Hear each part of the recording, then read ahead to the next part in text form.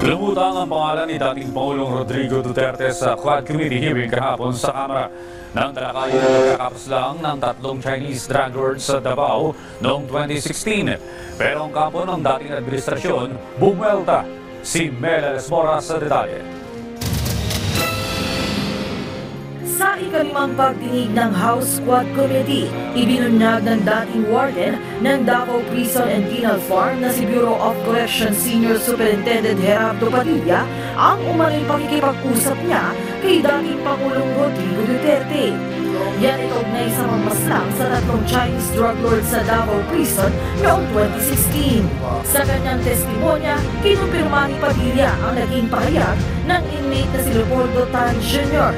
Sita na nagsabing inutusan umano sila ni dating Pangulong Duterte para patumbahin ang tatlong drug lords sa kulungan. Pinapatutuhanan ko ang sinabi ni Tata na nung papunta kami sa investigation section ay tumunog ang cellphone ko at ito ay sinagot ko. Ang tumawag sa akin ay ayon sa boses ay dating President Rodrigo Duterte. At sinabing congrats, Superintendent Padilla. Job well done, pero grabe yung ginawang dinuguan. Maging si dating PCSO General Manager at retired Police Colonel Rodina Garma, idinadawit din sa issue ng pagpatay sa Chinese drug lords. Pero marinyang itinanggi ang paratang. Binusisi naman ng mga kongresista ang iba pang issue na iniuugnay kay Garma. Kasama na rito ang pagiging malapit niya kay Duterte na dahilan ng kanyang pagkaka-appoint sa PCSO. Depensa naman ni Garma. Dalawa lang po ang trabaho ng PCSO, kako nga po. Lottery and charity. And I have this passion on charity. When I was with the PNP, marami po ako community relation activity at nakaka-relate po ako sa mga activities. Yun po yung nakita ko na sabi ko, kaya ko yung trabaho, Mr. Chair. Pero si Public Accounts Chair Stephen Paduano, hindi masaya sa mga sagot ni Garma. Nagsisinungaling umano si Garma at umiiwas pa sa mga tanong, kaya't ipinasight in contempt niya ito na kalaunay inaprubahan din ng komite. Bago matapos ang talakayan, hinimok pa ni Garma ang komite na baguhin ang kanilang pasya. Pero walang nangyari at tuluyan siyang ikinulong sa loob ng batasang pambansa. I'm not lying.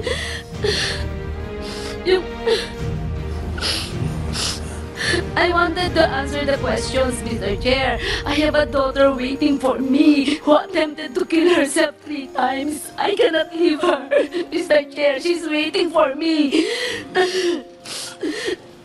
She attempted 3 times, Mr. Chair. That's why I cannot leave her. Bukod kay Garma na cite in contempt din muli sa Quadcom hearing si dating presidential spokesperson Harry Roque. Hindi pa rin kasi isinusumite ni Roque ang mga pinasabina na dokumento na magpapatunay na hindi siya konektado sa Pogo. There is a question about the source of the money of Biancham Corporation, which belongs to Attorney Harry Roque. And following his question, if he will not be able to prove the legal and valid source of this sudden increase of assets of Biancham, then there is a reasonable ground to believe that indeed he is connected with Pogo operation and this money possibly came from the Pogo operation. Mr. Chair, as extensively discussed by Congressman Luistro, stating the grounds why we are in the right as far as our request for him to submit these documents and his continued refusal to submit these documents to this Quad Committee, Mr. Chair. I move, Mr. Chair, that we hold Harry Roque in contempt, Attorney Harry Roque in contempt for refusing to submit the documents subject of the subpoena to Susstecom and of which he has manifested that he was going to submit to this committee, Mr. Chair. I so move, Mr. Chair. Sa isang panayam ng media, muling itinanggi ni Roque na may koneksyon siya sa Pogo.